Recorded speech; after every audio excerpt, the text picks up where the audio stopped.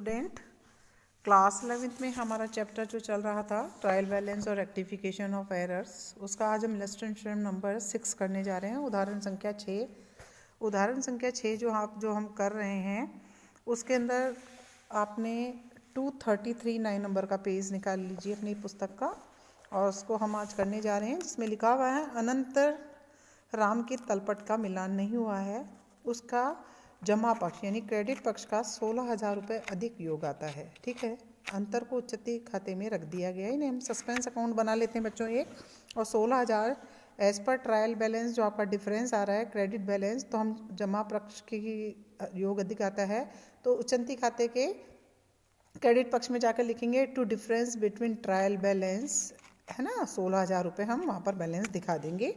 अब जो हम करेक्शन करते जाएंगे, अशुद्धियाँ जो पता लग रही है उसके अनुसार उस खाते में हम उसको दर्शाते जाएंगे। तो सबसे पहले हम अशुद्धियों को ज्ञात किया है, उसके बारे में उनकी करेक्शन की एंट्रीज करते हैं। पहली एंट्री जो आपकी है वो है आपकी मोहित से 4,000 रुपये का नगद प्राप्ति की खतौनी महेश के खाते में कर दी। देखिए, मोहित से पैसा प्राप्त होता तो आपको एंट्री करनी थी क्या, सही एंट्री क्या करनी थी, कैश अकाउंट DR टू मोहित। ठीक है, तो मोहित के खाते में लिखते 4,000 रुपये से। अब हमने क्या किया, कैश तो हमारा सही है लेकिन मोहित की जगह हमने महेश कर दिया। महेश के खाते में 1,000 रुपये से, 4,000 की जगह 1,000 रुपये से एंट्री, तो महेश के खाते को क्रेडिट किया। तो आप महेश के खाते को सबसे पहले डेबिट कर दो, कर दिया महेश के खाते को डेबिट, कितने रुपये से, 1,000 रुपये से। और क्रेडिट किसको करना था, मोहित के खाते को, तो मोहित के खाते को हमने 4,000 से क्रेडिट कर दिया। अब बीच का डिफरेंस 4,000 और 1,000 के बीच में 3,000 है, यानी 3,000 से हमारा उच्चती खाता जो है वो डिफर करेगा। तो डिफरेंस हमने उच्चती खाते में ट्रांसफ़र किया, तो हम कर दिया Mahesh account DR, suspense account DR to Mohit account 4,000 से। तो 3 और 1 4, दोनों तरफ डेबिट और क्रेडिट पक्ष का योग बराबर हो गया 4,000 रुपये से, और करेक्शन हो गया। नेक्स्ट जो हमारी एंट्री है वो है कि अरुण के खाते से 6,000 रुपये पूर्ण सेटलमेंट, पूर्ण बंदोबस्त के रूप में 5,800 रुपये का चेक प्राप्त हुआ। यानी 6,000 प्राप्त होने थे, 5,800 रुपये का चेक प्राप्त हुआ। इसका मतलब हमने 200 रुपये उसको डिस्काउंट क्या दिया है। ठीक है, जो अनादरित हो गया, पुस्तकों में अनादरण की कोई प्रविष्टि करी है तो हम किससे पैसे मांगेंगे बेटा, अरुण से पैसे मांगेंगे। एंट्री नहीं की गई तो हम कहते हैं ना कि रेक्टिफिकेशन में जो नहीं किया वो कर दो, तो अरुण का खाता डेबिट कर दो 6,000, पैसा तो अरुण से मांगेंगे 6,000 रुपये। उसके अगेंस्ट में टू बैंक अकाउंट, चेक कितने रुपए का था, 5,800 का, है ना, और टू डिस्काउंट अकाउंट, क्योंकि हमें क्या हुआ, जो हम उससे 200 रुपये जो बट्टे के हैं वो भी उससे प्राप्त करेंगे। तो दोनों खाते 6,000 से बराबर हो गया। अब तीसरी जो हमारी एंट्री है उसमें क्या हुआ है, खन्ना को प्राप्त हुए 800 रुपये, जिसका खाता पहले डूबत ऋण के रूप में अपलिखित कर दिया गया था, उसके खाते के जमा पक्ष में लिख दिया। यानी खन्ना के खाते में जमा पक्ष में लिखा तो खन्ना को डेबिट करो, खन्ना अकाउंट DR, और किसके अगेंस्ट में आए, बैड डेब्ट्स रिकवर के हिसाब से, तो 2 बैड डेब्ट्स रिकवर कर देते हैं। ठीक है, अब आती है हमारी फोर्थ एंट्री कि मानव को की गई 5,000 रुपये के विक्रय की राशि को क्रय बही में 2,000 से अपलिखित, यानी एक तो सेल्स को परचेज मान लिया, ऊपर से 5,000 की जगह 2,000 लिखा। तो जो नहीं किया वो करते हैं, सबसे पहले सेल्स को नहीं लिखा, सेल्स को लिखो टू सेल्स अकाउंट 5,000 रुपये।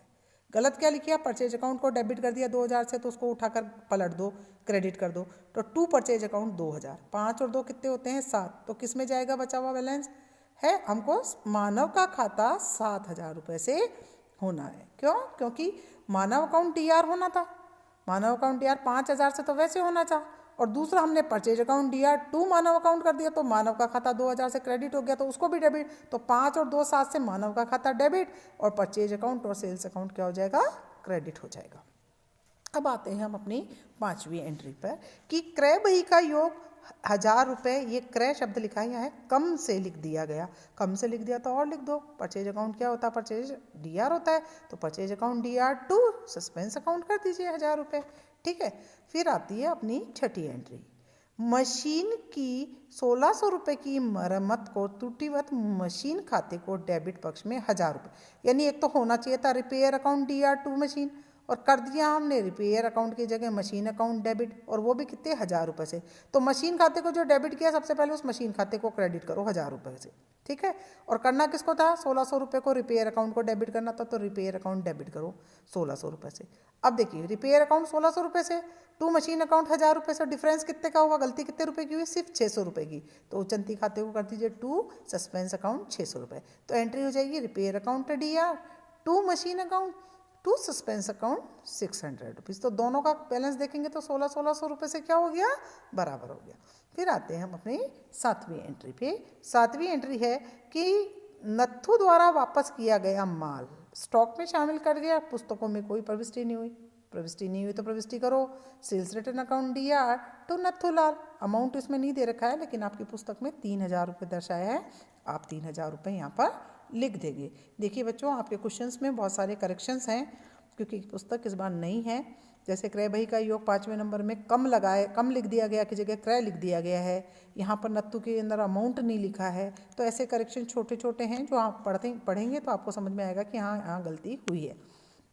तो इस प्रकार हमने ये 7 एंट्रीज कर ली हैं। अब 7 एंट्रीज का इफेक्ट एक उचंती खाते पे क्या पड़ता है वो हम देखते हैं। देखिए, आपको मैंने पहले बताया था उचंती खाते के अंदर सबसे पहले तलपट के एज पर तलपट के अकाउंट डिफरेंस कितना है, 16,000 रुपये हमने इसके डेबिट पक्ष में लिखेंगे। To difference according to trial balance 16,000 रुपये, ठीक है, लिख दिया।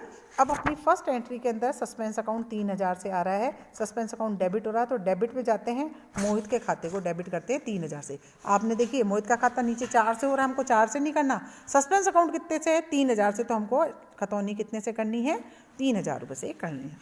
अब सेकेंड एंट्री में हमारा सस्पेंस अकाउंट है ही नहीं। थर्ड एंट्री में भी हमारा सस्पेंस अकाउंट नहीं है। फोर्थ एंट्री में भी हमारा सस्पेंस अकाउंट डिफर नहीं हो रहा है। फिफ्थ एंट्री जो है जिसमें हमने purchase account DR to suspense account, यानी सस्पेंस अकाउंट CR हो रहा है तो उसके CR में जाइए, लिख दीजिए बाई परचेज 1000 रुपये, ठीक है।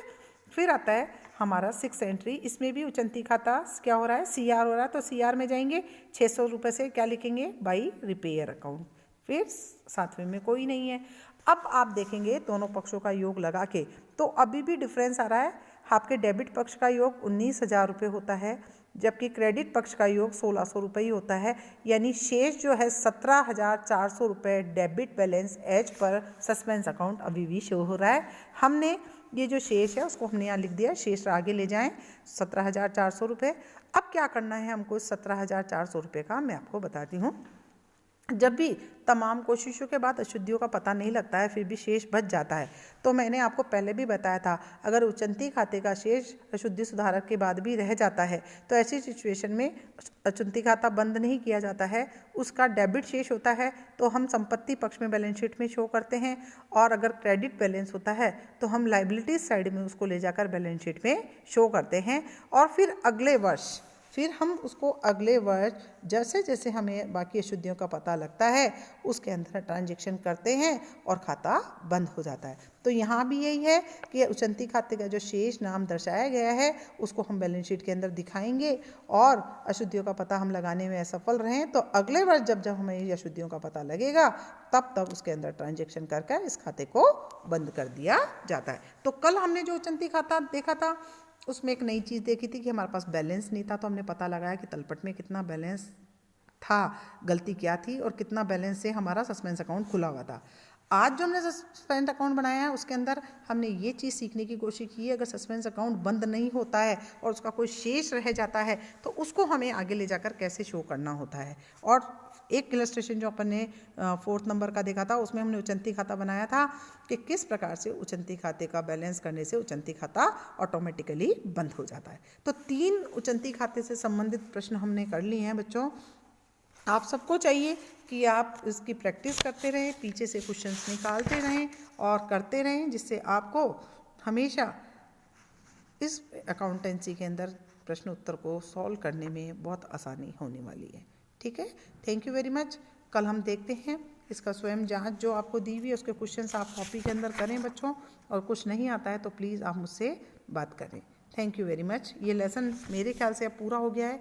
एक इलस्ट्रेशन आपका और बचता है 7वां, हम देखते हैं अगर कुछ उसमें टिपिकल होगा तो हम आपको सिखाएंगे, अदरवाइज हम